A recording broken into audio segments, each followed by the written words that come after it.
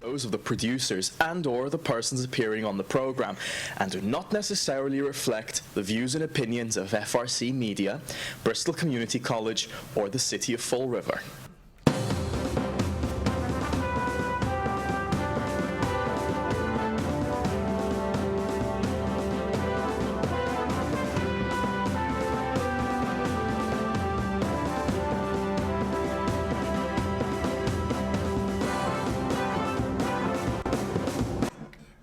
Welcome to Spindle City Straight Talk. I'm Chip. And I'm CJ. And I'm Carlos Cesar.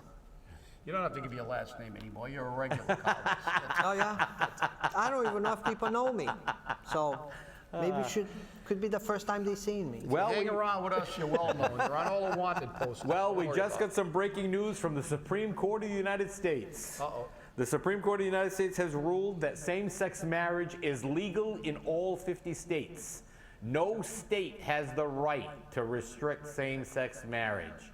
This is where the United States is going. We've already ruled that Obamacare is perfectly legal, and it's the government's responsibility to fund health insurance for everybody. So now same-sex marriage is legal. What's next?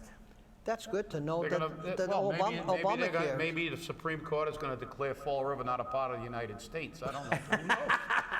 You never know what's going to happen, you know? I mean, you know, the Supreme Court is a political body, much to the chagrin of the United States, but the Supreme Court has been for decades a political organization. That's why when any new president comes in, they just salivate when they get a seat or two on the Supreme Court to appoint, because you know they are politically biased. You can say what they want. Their rulings have been and always will be partisan rulings, because they get appointed by particular parties, and that's the reality. So, and you know, some of their rulings are good, some of their rulings are bad, and we have to live with them, just like the city council vote. Until November, we have to live with it. I wasn't here Wednesday. I was at a. Well, Chip, before you get into that, I got to stop you here, because we have a couple of other breaking news stories, which are not really that breaking, but I think they need to be immediately talked about. One of the fines was heard yesterday in the housing court in Fall River. And the individual who contested it was Keith Ferreira. Before he could open his mouth, the magistrate dismissed the case. And Keith fought to have the case heard. He actually fought and said, no, you're going to hear this, and I want people to know what this is about. And he cited legal precedents. He cited that there is no ordinance. And the enforcement officer who was there, who, by the way, did not write the ticket, who had no idea because Ken Pacheco had signed it, said, oh no, there is an ordinance. There is no ordinance. There's none. And they've been proposed, but there's no ordinance. And he presented the whole thing, and then he proceeded, because they dismissed it because the city had no proof that it happened, he proceeded to say, hey, guess what? I don't use purple bags. So he admitted it, and they still dismissed it. Hey, Mr. Sutter, Mr. Mayor, I think they just told you your pay-as-you-throw fine isn't legal. Remember, it's legal until challenged in court. I think they lost there. I mean, that's kind of sad. And so what's next? Yeah. Well, if I ask. Well, I mean, how can you take anybody to court and charge them with a crime against an ordinance that doesn't exist? That's right. That's the whole problem. And contrary to what our attorney/mayor has to say, you know, things are not legal until you go to court. You know, the fact is, if you walk out in the middle of the street and murder somebody, you've committed a crime. Granted, you have to get due process, you have to be convicted of that crime, but the fact is, when someone is murdered, that is illegal. It doesn't have to go to court. To be deemed illegal. It's against the law. Just as, you know, for the mayor to say everything is legal until a court says it's not legal is it's beyond ridiculous. We're from the ridiculous into the sublime. But I mean, obviously, we've completely lost touch with reality. They've never had any connection. This administration has never had any connection with the real people in Fall River, the people who pay the taxes.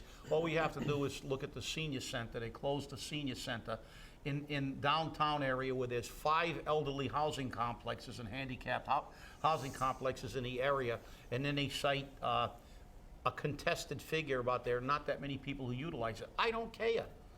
The fact is, $41,000. You just hired a special assistant, gave him $45,000, and you're going to close a senior center that services people who have lived and worked in this community their whole life.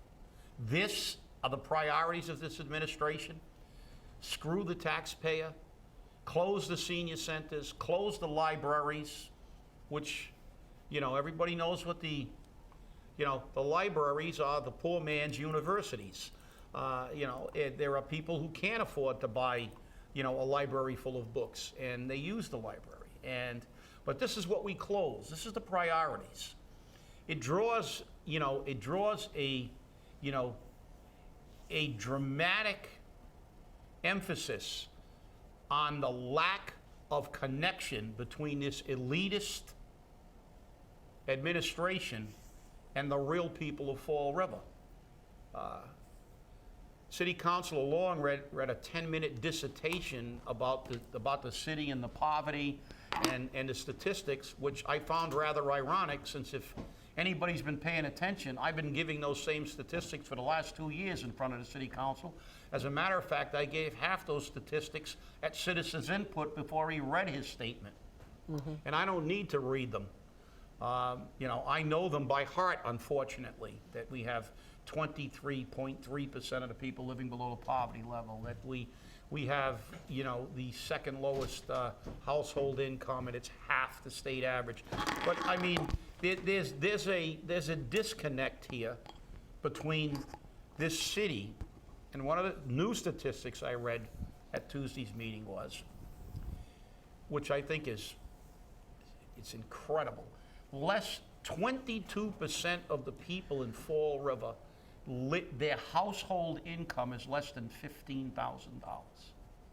And these are the people who we're taxing, and they don't realize that. I actually gave a couple of city councilors a breakdown of income, below 15,000, below 25,000, below 50,000, and it's incredible. But the little tiny 200,000 bar, we all know who those are, and 150 and 200,000 bars. And I don't know. I don't know. Carlos, you're a neighborhood leader. You work in a neighborhood that has a high population of hardworking but not very affluent people who go to work every day and deserve the respect for trying to make a living, and they're getting killed, and just nobody seems to care. Exactly, and a perfect example is the closing of the public library on Pleasant Street. It's a small place, but serves so many people. Not even counting with kids, because our neighborhood schools, a lot of kids don't have money to buy books, and you're right. They go from school to the library to use the books to do their homework. We have the parents that cannot afford a computer. They use the computers to check their emails, to look for jobs. We have the elderly people. It's a short walk into the library to pick up books, to and that's it. $41,000. That's what we're talking about.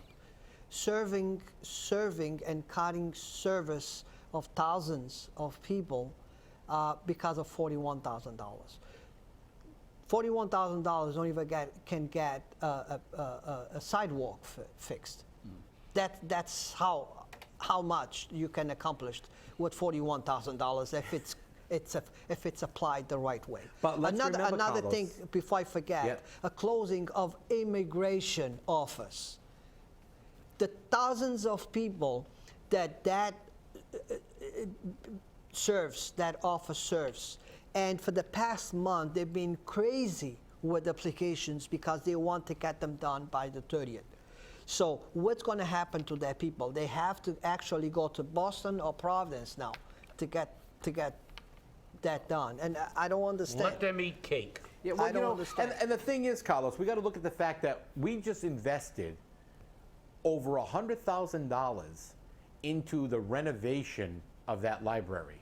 Okay, so we're going to close it for $41,000. So the $100,000 of taxpayer money didn't mean anything. No, because that $100,000 went into the pocket of one political supporter. Okay, this is why Fall River is in the situation it is. And then when you look at the fact that your project, your neighborhood project, your project to create a neighborhood center to reach out to the community, the heck with that. That's not important. $192,000 for an air conditioner is important. $10,000 for a study is important. But who was in charge of that $192,000 air conditioning? The wife of a president of a certain community college, but that's another story. I wonder, huh? But you know, a smack of politicism. Yeah, but this is the whole thing, and we can't do anything. Now, interestingly enough, Chip brought it to my attention earlier this week, and I actually read it.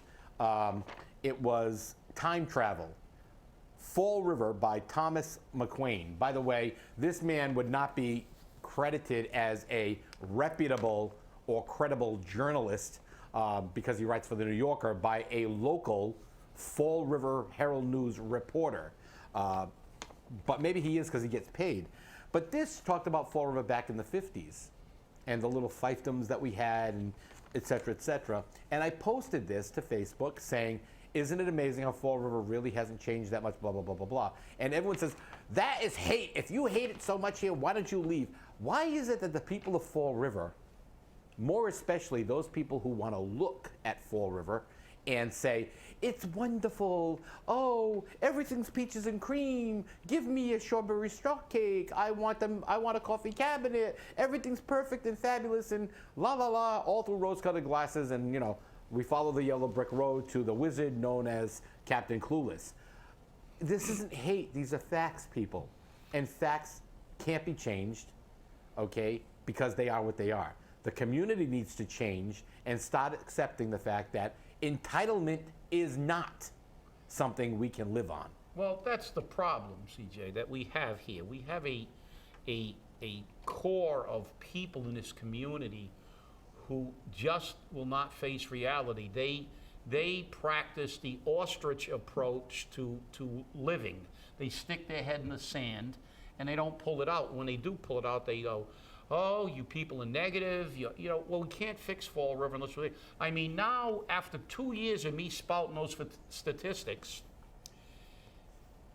Steve Long says this city is dead. It's dying. It's on its last gasp. We are leading the United States of America in our rate of growth of poverty in this city. So you're going to tell me that we're being negative? We're not being negative. We're looking at the causes of what's happening to this city. We're bringing in people that don't have any income. The people with income are leaving. As a matter of fact, one of the ostriches who was talking about eggs, but not ostrich eggs, or eggs at Stop and Shop, talked about how, well, if you raise the price of eggs $1, you're going to complain to Stop and Shop? No, as I said, I'm not going to go to Stop and Shop. I'm going to leave and go to another place or buy a chicken or get less eggs or do whatever. But that's what's happening, people. It's amazing that he said that, because guess what? That's exactly what's been happening over the past 10 to 15 years in the city. People leave. They're sick of it. They can't take this anymore.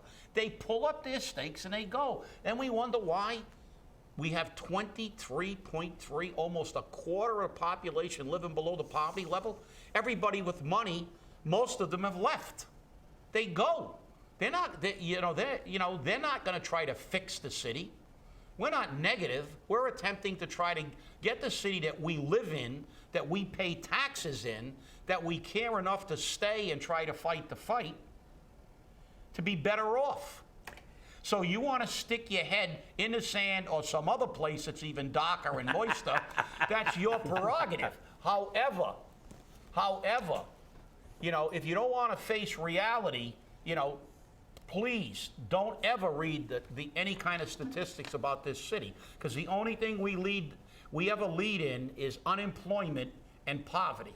Yeah, but you know, Chip, this article that was in the New Yorker, and for those people who want to find it, you can go to the New Yorker website. It's on June 8th. It said about 2 people out of the whole thing, 2 people who left Fall River became successes.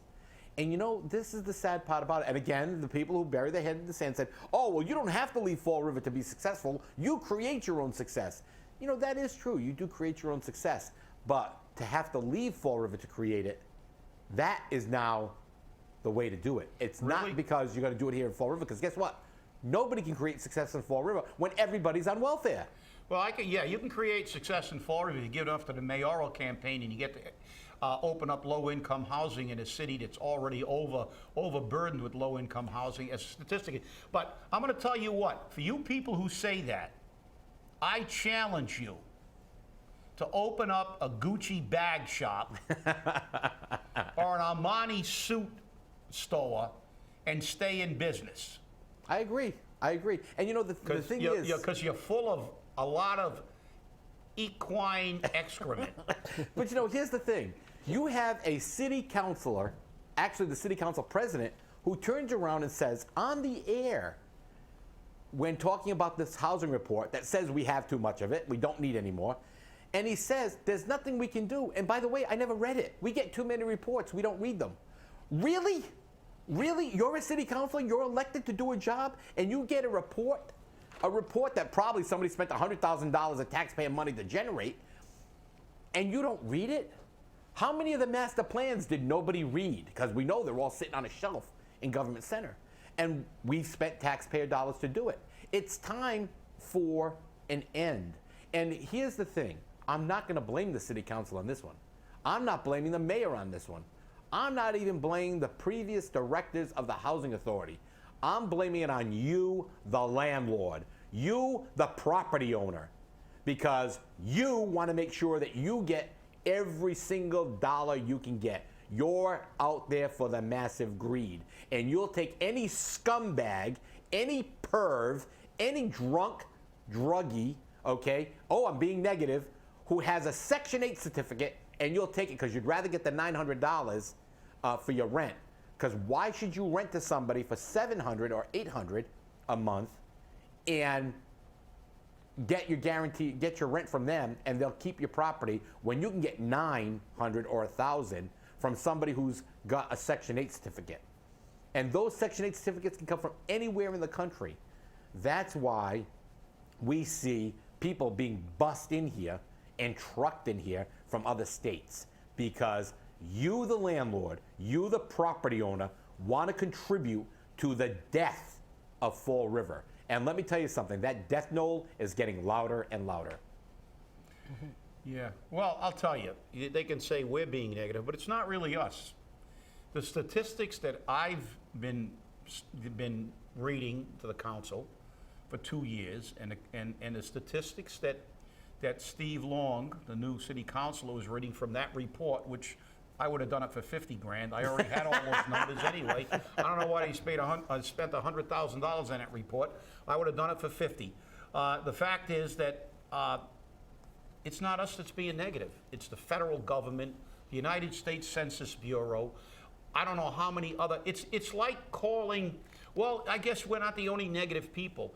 The 4 or 5 different agencies that said Fall River was in the top 50 in crime and heroin use. The one that whoever deemed Fall River the 4th most dangerous city. I guess everybody in the world is negative.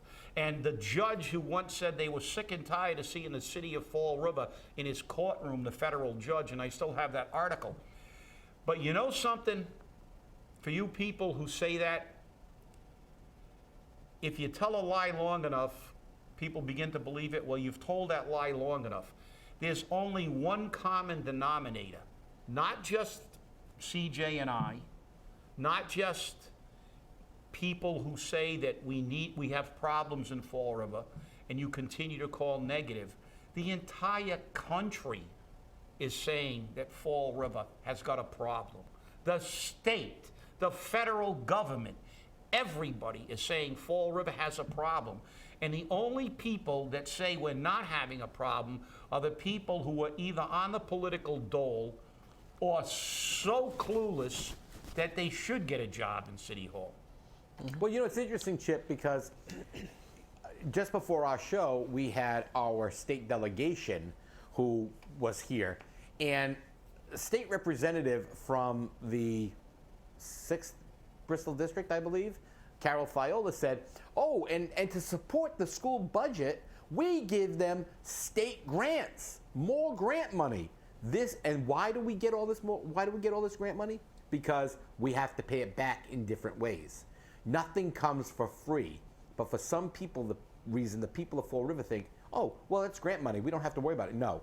We've given them grants for so long that every time they want redevelopment and economic development somewhere else in the state, they move the trash from there to Mount Trashmore and Fall River, the cesspool of the Commonwealth of Massachusetts, because that's what we are becoming. And I'm not being negative when I say this. This is the impression across the country. This is the impression that the nation sees of Fall River. Okay? We used to be known as the city of hills, mills, and unpaid bills. Okay? We're still the city of hills and unpaid bills. So now we need something to put in the middle there, because guess what? We don't have mills anymore, and we don't have jobs. Yeah, we have Section 8. So, now we have, the city of hills, welfare, and unpaid bills, because that's what we've become. It really is. And that's the sad part about it. If I could just, I was thinking this week and putting and it was good that Chip mentioned about 22% being poor. I think we are probably on 80%, and I will tell you why. We are 9,000 people with the budgets of 230, right? 230 million? $246 million, I believe. Around there. Yeah. Half of that goes to 10,000 people. The other 80,000 people lives with the other half. Oh, yeah, there's no doubt. If you look at that graph and you look at the dispersion, the dispersion of income in this city, and that's a very telling graph, and I gave it to a few councilors. When you look at the income, and it's broken down 15,000, 25,000, 50,000, and you look at the bar, and it's a really great graph. I'll give you a copy, because it gives you Fall River, it gives you the state average, and it gives you the national average on that graph. And you see Fall River, where we're leading the field at the bottom rungs of the economy, and as we get higher and higher in the economy level, Fall River begins to disappear. And you're right. I mean, look, Fall River is an extremely poor city. This is one of the reasons why people go, I'm sick of you people talking about trash. I can afford. Well, I hate to tell you this, people, but there are people in this city who are already, before this next tax increase, before these next fee increases, before the next reevaluation of their homes, are making choices between medications and paying their bills, or medications and eating. And if you don't think that's true, you come to a retirees meeting. We're off for we're not going to have it in the summer, but September, the second Thursday, I will allow you to come in during part of the day and talk to some retirees who are living on peanuts, who are now paying the city over $3 million extra for their prescription drugs and health care.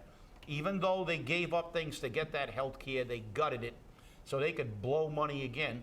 And you'll be appalled. And if you think that we're ever going to back off, you're crazy, because it's their old mantra. Oh, stop complaining. It's only $10. Oh, it's only this. Well, look at the CPA. And I heard Carlos and CJ did a great job on that in the last show. I mean, they voted for it a while back. Put it back on the ballot. Let's see if people want to blow $200,000 on air conditioning in a museum or on a chimney. Is that what look, screw the CPA. Get rid of it. You want to raise that kind of money? Let's put it towards something that benefits all the people, not just the select few. As I said, here's Carlos that wants to get a neighborhood center in an area that has a lot of people who need a public library, who need a senior center, who need these things. But we have an administration that goes, hey, my administrators aren't going to give up their stipends. They're not giving back any money. We're not sharing crap.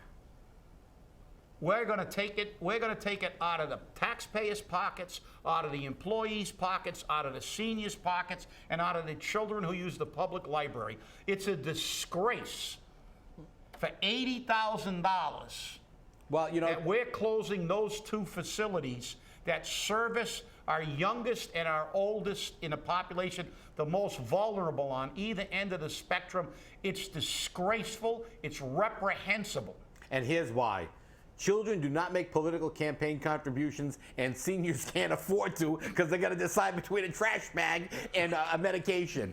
But, and this is what happens. But, now that we're on that, the mayor is promising that in 2017 he's going to repeal the $10 fee. Well, guess what? This city council has never met a fee or a tax that it ever gave back. That's the first thing. Probably he's going to use that as a line on his new posters, campaign posters. Yeah, well, let me tell you something. I had conversations with some waste haulers, and as a matter of fact, 6 o'clock this morning, I started getting phone calls from businesses because the rumor mill out of City Hall is generating that we're now going to enact another ordinance for something else. And I said, look, it's not going to happen.